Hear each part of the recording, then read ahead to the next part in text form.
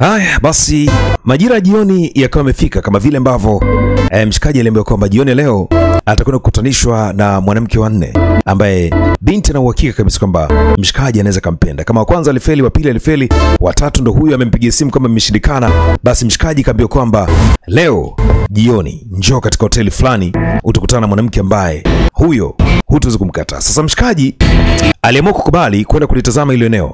Huyo mwanamke ambaye yeye atampenda yuko wapi labda? Akafika mpaka ile eneo, tafuta kila mahali, hayupo. Anyway, kama kuchagua meza mojawapo ili akae, pengine huyo mwanamke yeye ndo atafika. Sasa baadaye anashangaa kahawa imeletwa. Baada hapo huyo mwanamke ndipo akawa anakuja. Asijama anatazama, anamuona ni Istanbul mwenyewe amekuja. Akamuuliza vipi, kwa shida gani? Huyo mwanamke amekukimbia nini? Yalan söylediniz. Kwa nini unanidanganya? Sijakuelewa. %100 başarı sağlanamadı. Çünkü uliniambia kama nimefanikiwa, lakini kumbe hata yule mtu wa tatu kuweza kumchagua mwanamke. Kwani kuna shida? bir anlaşma yaptık.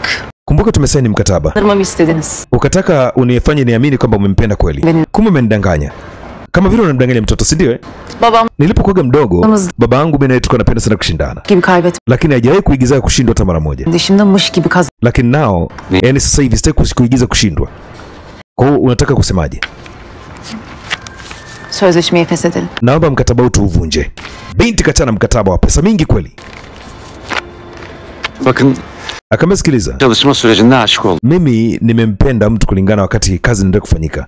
Kwa mkataba bado upo pale pale. Yapmanın bir gereği yok. Kwa kuchana haina maana yoyote ile. Aşık olduysanız kama umempenda kweli, basi huyo mwanamke mimi sije kutambulisha kwake yeye. Akamwambia hapana, wewe ndio umenitambulisha mwanamke. Mimi nimempenda, lakini tofauti na wale wote watatu. Ben bu bir haftalık süreçte aşık oldum. Nimempenda wakati naendelea kuendelea na hizo process. Kwa hiyo nimeona mafanikio yako. Anasema mwanamke ni nani? Binti anauliza, huyo mwanamke ambaye umempenda ni nani? Ambaye mimi nimekutanisha naye na bibi bila kujua.